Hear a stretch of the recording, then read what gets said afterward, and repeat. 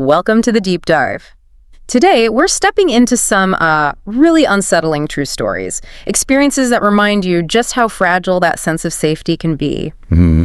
We've gathered accounts from people who ended up in, well, frankly, terrifying situations, often completely out of the blue. Exactly. And these aren't just stories to scare. They give us a real kind of chilling look into how people react under pressure. You know, the warning signs maybe we miss, and the impact these moments have. It lingers. Right. So our goal here isn't sensationalism. It's about understanding the what if and maybe the what now. We want to pull out insights, things you can actually take away. So yeah, settle in. These are more than just tales. They're windows into the unexpected. Okay, let's start with one from late summer 2016. We've got this young couple at 21. Let's call them Max and the narrator. They're sharing an apartment in Florida, but their roommates move out. Rent's expensive, right? And so they need new people. Classic roommate search dilemma. Totally. They eventually find someone. Seems okay, but she's actually just looking for her boyfriend, the guy named Dan. And right away, the narrator gets this bad feeling about Dan. He's 22, but she says he had the mentality of like a 12-year-old. That's an immediate red flag, that kind of mismatch in maturity of behavior. Yeah, and it gets worse. They find out later he has mugshots for shoplifting. He'd even threatened the narrator before. His behavior just ramps up. Super loud, people over constantly, like 4 a.m. on weeknights, music blasting. Just total disrespect. Textbook problematic roommate escalating. Exactly. So one Wednesday evening, the narrator gets home, maybe 5%. She's going upstairs, sees Dan coming out of the apartment. She tries to just ignore him, but he starts yelling at her. Tells her to look inside. She looks from the doorway, doesn't see anything wrong right off the bat. She asks him what's up, and he gets angry, claims they've been robbed, says he just got home himself. The I just got here defense. Right, but she's immediately suspicious. The furniture's all in place, and she thinks, maybe he's high again. Looking closer, their Wii U is gone. Dan claims his PS4 is missing too, but the thing that really gets her, he says he just arrived, but he's already called the cops. Yeah, that's quick work if he supposedly just walked in. Exactly. He even tells her, do whatever you need to do because the police are on their way. She figures he must have been home long enough to hide something, maybe even their stuff.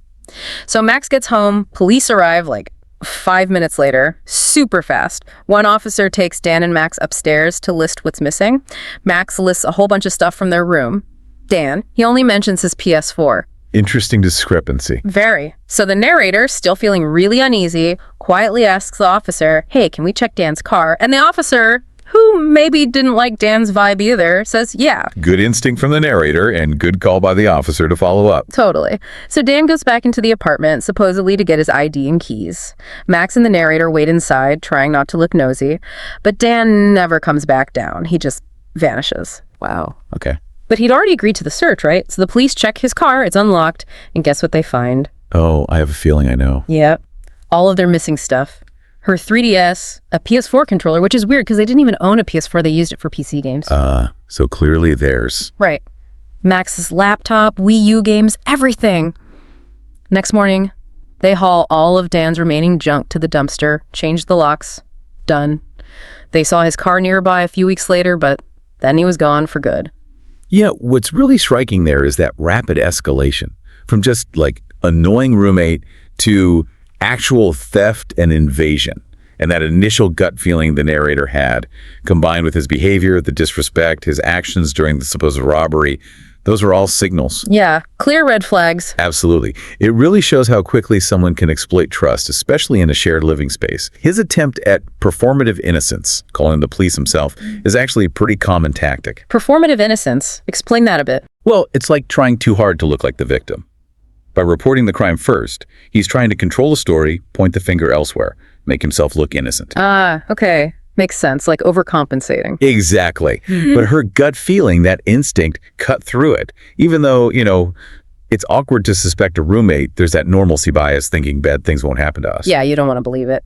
So the takeaway is really listen to that gut feeling, even when it's uncomfortable. Definitely. Trust your instincts. If someone's actions feel off or seem overly dramatic in a crisis, pay attention. It's not just what they do, but how they do it. That's often the key. Okay, moving from a bad roommate situation to something quite different. Our next story takes us traveling to Sicily, actually. This involves a recent college grad and her mom on vacation in Italy. They're staying in this cheap hotel, kind of made up of separate little villas. Okay. It's in a pretty remote mountainous area, and it's the off-season, so not many people around. And crucially, the only internet is way down at the reception building, which is also where they eat. Isolation is definitely a factor in vulnerability sometimes. For sure. So first night, they're having dinner. 3 male staff members just make the narrator feel incredibly uncomfortable. One guy especially gets way too close. She actually felt he was trying to kiss her neck. Whoa. Okay, that's not just uncomfortable, that's actively invasive. Totally. She had to physically push him away and just keep her distance. Big, immediate red flag. So the next night, her mom's down at reception using the internet on her iPad. The narrator decides to go join her. But when she gets to her villa door, it's locked from the outside. Locked from the outside. How's it even possible with those doors? Apparently, these doors couldn't be unlocked from the inside if locked externally, so she's trapped. She quickly turns on her phone's data, messages her mom on Facebook, "I'm locked in," then turns data off again, trying to save money. Right, the practicalities, even in a scary situation. Yeah. But after a few minutes, she gets this overwhelming feeling like something is seriously wrong. She can't just wait. So she goes to the bedroom window, kicks out the screen, and climbs out. Makes her way down the mountain path to reception in the dark. It's like a 10-minute walk. Wow, that takes guts and desperation. Definitely. And as she's walking, hiding behind some trees, she sees small headlights parked right in front of her villa. Oh, that is chilling. Isn't it? She finally gets down to reception. Her mom looks totally surprised to see her climbing out of the darkness, and her mom just casually says, "Oh, she just sent word to the chef, one of the creepy guys, to go get her." Oh no. Sent one of the harassers to help. Exactly. The narrator's reeling, but tries to play it cool, sits down, tries to get online herself, but oddly, the internet won't connect for her phone. The guys are still being creepy, she's hyper-aware, but her mom, she just doesn't seem to get how predatory they are. That disconnect between their perceptions is also quite dangerous. Yeah. So fast forward a few days. They're back in the US, she turns off airplane mode, and her phone just blows up with Facebook messages.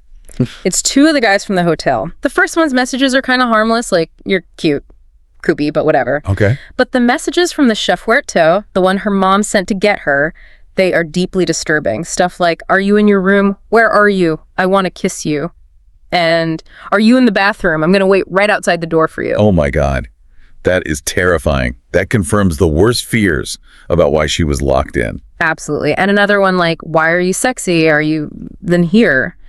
Maybe a translation issue, but clearly invasive. "I'm going to kiss you when I see you." She blocks him immediately. But her mom had friended them too. And they started posting disgusting comments on photos her mom had posted of the narrator. Ugh. So the harassment continued online, even after they left. Yeah, her mom eventually had to block them too. This story, wow, it touches on so many things. The vulnerability of travel, isolation, maybe cultural misunderstandings, but also blatant harassment. And then this digital pursuit. Digital pursuit, yeah, that's a good term for it. It's how that physical threat just morphs and follows you online. They use social media to keep violating her space, even across continents. It really highlights how limited connectivity in remote places can be both isolating and dangerous. Yeah. And the physical trapping, combined with a mother perhaps not recognizing the danger signals, it created this perfect storm. So how do you balance being polite, especially when traveling, with just prioritizing your safety when your gut is screaming? It feels like a real conflict sometimes. It absolutely is a conflict. But the bottom line has to be, safety trumps politeness. Every time, especially in unfamiliar places. Be cautious about sharing info, online or off. Think twice about accepting friend requests from strangers you just met. And above all, listen to that instinct. If it feels wrong, get out. It's far better to seem rude than to end up in danger. This story is a harsh reminder that even when you leave a place, the digital connection can keep you tethered to a threat. Okay, wow, that's heavy. Our next story brings the danger much closer to home. Unexpectedly close. Picture this, it's summer. There's a 12-year-old girl at her dad's house getting ready for a vacation. It's late, around 10 p.m. She's just sitting on her bed, which is in the corner of the room, listening to music with headphones on. Suddenly, she hears this loud pop. Sudden unexplained noise, always unnerving. Yeah, she takes her headphones off, looks around. Did something fall off her desk, maybe? Her desk is under the window. Her dad heard it too, though, so they start looking around together. And then they see it. A small hole in her window. Brand new. And a piece missing from the blinds right there. Oh, well, not something falling, something coming in. Exactly. Her dad and stepmom recognize it immediately. It's a bullet hole. They call the police, obviously. The officers search the room, then check outside. They find a matching hole in the fence right in line with the window. Gives them the trajectory. So where did it come from? The shooter was their elderly neighbor. The neighbor. Why? Apparently, he was suffering from Alzheimer's or maybe dementia.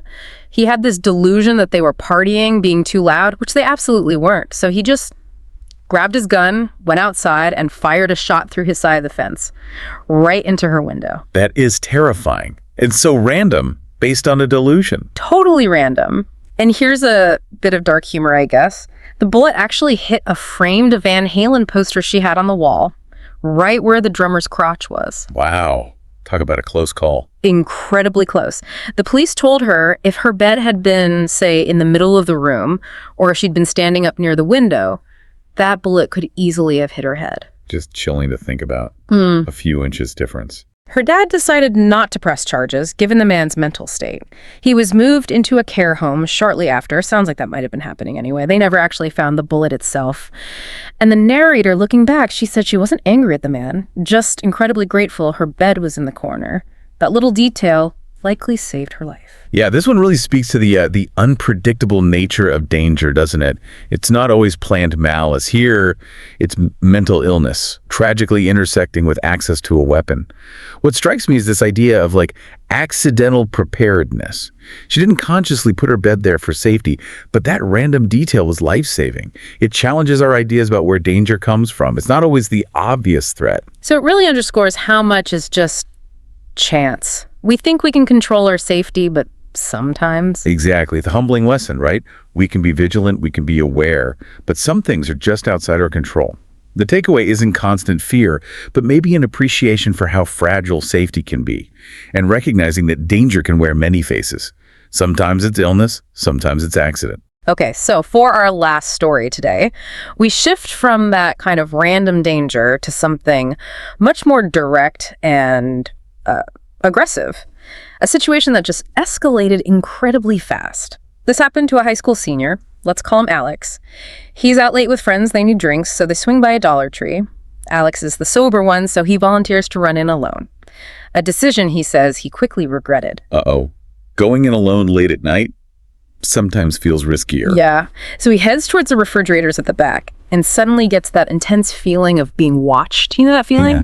Prickle on the back of your neck. Totally. He's tired, thinks maybe it's just anxiety, but he turns around and nearly jumps. There's this scrawny guy, dirty clothes, black beanie, just staring right at him from behind the end of an aisle. Okay, that's instantly unnerving. The guy starts walking towards Alex, calls him Derek, acts like they know each other. Don't act like a stranger, he says. Why are you ignoring me, man? Alex sees the guy slurring, eyes look crazy, probably high on something. Alex is a bigger guy. Tries to tell him, you got the wrong person, man. We don't know each other. Trying to de-escalate, clarify. Right. But it just makes the guy angrier. He starts screaming at Alex, following him through the store. And then the threats start. Really graphic stuff, like how he's going to soften his fat fingers and make him eat them. Whoa. Okay, this has gone from weird to overtly threatening very fast. Incredibly fast. Other people in the store are watching now. Alex is just trying to get to the cashier, get out of there. But as he turns his back for a second, the guy grabs a green Sprite bottle, smashes it over Alex's right shoulder, then starts trying to choke him, digs his fingernails into Alex's neck, drawing blood. Jesus. Full-on physical assault now. Adrenaline just surges. Alex manages to break free, shoves the attacker hard, knocks him to the ground. The guy scrambles up and bolts out of the store. Alex is shaken, obviously. In shock. The cashier is terrified. But Alex tells her, don't call the police. He thinks the guy's gone. It's over. That shock reaction. Not thinking clearly, maybe minimizing. Exactly. So he feels relieved for a split second, walks out of the store, glances to his right, and the guy is there, standing against the wall, just out of sight of the store window, holding a large pocket knife. Oh, no. He didn't flee. He waited. He waited, and then he sprints right at Alex. Alex just bolts for his car. Thankfully, it was unlocked. Throws it in reverse, floors it, peels out of there. He said the stress, the fear, it just hit him at a stoplight later. He broke down crying, kept looking back, wondering what he could have done differently, especially thinking maybe if he hadn't been sober, he might have reacted differently, maybe worse. Wow. That is pure terror. The completely unprovoked attack that just kept escalating. From staring, to verbal threats, to assault with a bottle, then waiting with a knife. This really shows that escalation ladder in action. And Alex's initial reaction, trying to be reasonable, de-escalate. It often doesn't work with someone that irrational or aggressive. Yeah, reasoning was clearly not an option there. Not at all. His persistence, waiting outside of the weapon, shows clear intent to cause serious harm, and Alex second-guessing himself later. That's totally normal, that hindsight bias. In the moment, your body's just trying to survive. Right, fight or flight. So for anyone listening, if you find yourself in something like that where it's escalating so fast, what's the key takeaway? Trust your gut immediately. Prioritize your safety over politeness. If someone is threatening you, making you feel unsafe, especially with that level of aggression, create distance. Get away. Seek help. Don't wait for it to get physical. Right. And if it does turn physical like it did for Alex, you fight back enough to create that chance to escape. His shoving the guy, getting to his car that was survival, it's a stark reminder that even a quick errand can turn into a fight for your life, and how fast you react matters. These stories are, they're definitely chilling, but they really drive home how unpredictable life can be and the kind of vigilance that maybe is necessary sometimes. Yeah, they show incredible resilience too, but also just how real these dangers are, even in ordinary places. And those lessons are often in the small things, aren't they? That gut feeling, where a bet is placed, how quickly you act when things escalate.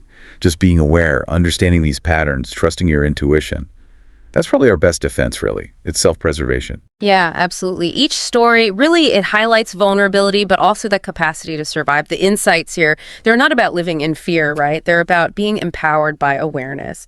Well, thank you for joining us on this pretty unsettling deep dive today. If you found these stories compelling, maybe insightful, we hope you'll like this deep dive, share it, and subscribe to our channel, Horror Docx, for more explorations into the real and often terrifying side of things. Until next time, stay safe, stay vigilant, and always trust your instincts.